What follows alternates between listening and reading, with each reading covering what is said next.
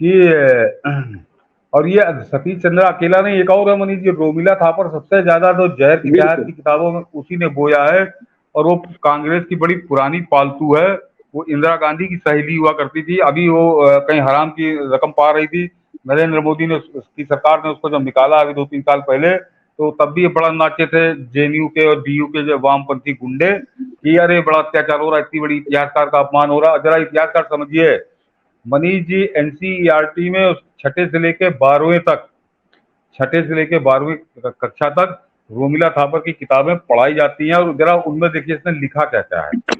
रोमिला थापर की लिखी किताबों में लिखा है कि हमारे पूर्वज गौमांस खाते थे, हवन और यज्ञ में औरतें दान में दी जाती थी। अब आप समझिए कि मतलब कि ये बता रहा है कि हम लोग तालिबान थे। जो जिस भारत में तक्षशिला और नालंदा ऐसे विज्ञान थे, विश्वविद्यालय थे, उस जगह आर्यभट्ट ऐसे विद्वान थे जहां पर, वहां ये बता रहा कि इतने हम लोग जाहिल थे और उजड थे कि हम लोग औरतें दान दिया करते थे। ये इसका रामायण और महाभारत काल्पनिक हैं। ये किताबों में इसने पढ़वाया है। और ये कांग्रेस की कृपा से, मैंने कहा ना, ये कांग्रेस की सबसे बड़ी वो है, चमचों में रखा जाए तो A+ वाली ये चमचा रही है ये इंदिरा गांधी के समय से, कि हमारे पूर्वज गोमांस खाते थे, हवन और यज्ञ में औरतें दान में दी जाती थी पंडितों को, और रामायण और महाभारत काल्पनिक है, इनमें कोई भी बात तथ्यात्मक नहीं है। रामायण महाभारत में कुछ भी सत्य नहीं है, ये काल्पनिक है, गप है। याद करिए रोमिला थापर जैसे लोगों की कृपा से कांग्रेस की सरकार जाके कोर्ट में हलफनामा दे आई थी। उसने यही तो कहा था राम सेतु वाले मामले में कि रामायण एक गप है और राम आम कोई नहीं थे, ये सब काल्पनिक है, इसमें कोई भी तथ्यात्मक बिल्कुल। बात नहीं है। सुप्रीम कोर्ट में और एफिडेविट दाखिल किया था मनमोहनी सरकार ने उस समय, जब चिदम्बरम गृह हाँ, मंत्री था। हाँ। और सुनिए, और पढ़ाती थी कि गुरु गोविंद सिंह मुगलों के मनसबदार थे, यानी मतलब गुरु गोविंद सिंह मुगलों के यहाँ नौकरी किया करते थे। ये पढ़ा रही है इस पे। इसने भी मनीष जी उन किताबों में लिखा है कि गुरु तेग बहादुर हत्यारे और लुटेरे थे। छत्रपति शिवाजी के लिए इसने लिखा है कि छत्रपति शिवाजी लुटेरे थे, गिरोह बना के अचानक छापा मार के लोगों को लूट लेते थे। ये जरा ये लिखा जा रहा था हमारे किताबों में। जो आशुतोष जैसे जो कोई बता रहा है, आशुतोष जैसे दुष्ट जिनका ये समर्थन कर रहे हैं, पक्ष ले रहे हैं। और आगे है मनीष जी, इससे ज्यादा और तो चलिए तो इतिहास की बातें थी। इस रोमिला थापर ने इतिहास की किताबों में लिखा है कि भगत सिंह और चंद्रशेखर आजाद आतंकवादी और डकैत थे, डकैतियां डालते थे, आतंकवादी थे। और एक कांग्रेसियों को शर्म नहीं आई कि उसका इतिहासकार करके उसका महिमा मंडन, उसका गुणगान, उसको बड़े बड़े पोस्ट। मैंने कहा मरने करीब है, 85-86 बरस की हो गई, तब तक वो हराम की रोटी तोड़ रही थी यूनिवर्सिटी को एक पद लेके। जब नरेंद्र मोदी सरकार आई, उसने समीक्षा की तो इसको खदेड़ के बाहर किया। तो बड़ा उबली बफली कांग्रेसियों ने तो बिल्कुल जैसे छाती पीट डाली अपनी कि कितना बड़ा अपमान हो रहा है। और वो उस रोमिला थापर के कुकर्म में आपको गिना रहा हूं दर्शकों को, ये कुकर्म कर रही थी और कांग्रेसी उस पर उछल रहे थे। तो ये समझिए मनीष जी। हाँ, और मनीष जी, और इसकी लिखी किताबों का जरा समझिए कि इसकी किताबों में नक्सलवादियों के पक्ष और समर्थन में कविताएं, और उससे ज्यादा मनीष जी एक और थ्योरी पढ़ाई जाती थी कि इन किताबों में लिखा समझाया जाता था कि देश से गद्दारी करना गलत नहीं है।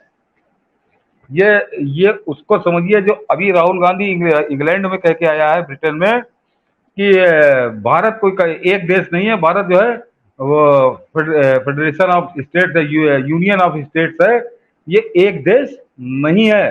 तो जब देश ही नहीं तो देश से गद्दारी का फिर चाहे जो बको, भारत के खिलाफ जो जितनी का, इनके हिसाब से ये कम्युनिस्टों की थ्योरी है जो राहुल गांधी अभी बक रहा था जाके ब्रिटेन में, वो ये किताबों में पढ़वा रही है। बट आने वाली जनरेशन को यही समझा रही है कि देश है कुछ नहीं, देश से गद्दारी करना कोई गलत काम नहीं है, मतलब गलत ही ये है ही, गद्दारी सही नहीं, ये आप देश से गद्दारी करना गलत काम नहीं है।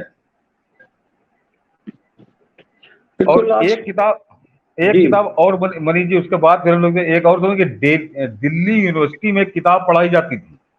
और ये कांग्रेस की यूपीए सरकार 2004 में जब आई तो उसके आने के बाद ये शुरू हुई।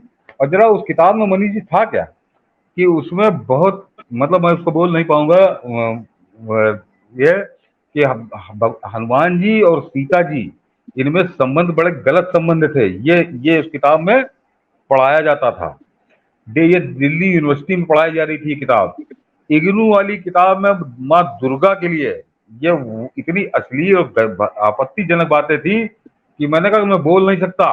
ये वो बातें थी जो जेएनयू के गुंडे हर साल करते हैं, जो बोलते हैं, जिसका प्रचार करते हैं, वो दिल्ली यूनिवर्सिटी की किताब में पढ़ाया जा रहा था मनीष जी। भगवान शंकर के बारे में, उनके बारे में तो मतलब क्या कहूँ। एक शायद अगर आप कल्पना करिए कि कोई एक आवारा गुंडा बलात्कारी जो हो, उनकी छवि उस तरह से उस किताब में प्रस्तुत की गई थी। ये इन्हीं रोबिला थापर, सतीश चंद्रा, बिपिन चंद्रा, इन सबका कुकर्म था। और ये इनके खिलाफ जब मैंने कहा कि गुरु तेग बहादुर वाला हटाया गया मनीष जी, तो कैसे कैसे लोग इसमें सक्रिय हो गए कि इरफान हबीब उसने कहा कि हम इसका कड़ा विरोध करते हैं। यह सेंसरशिप, इतिहासकारों पर अत्याचार है, ये निंदनीय है, ये सेकुलर देश में स्वीकार नहीं की जा सकती। ये इरफान हबीब वही जो सड़क छाप गुंडे की तरह आरिफ मोहम्मद खान से केरल में मंच पे लड़ने पहुंच लड़ गया गया। था।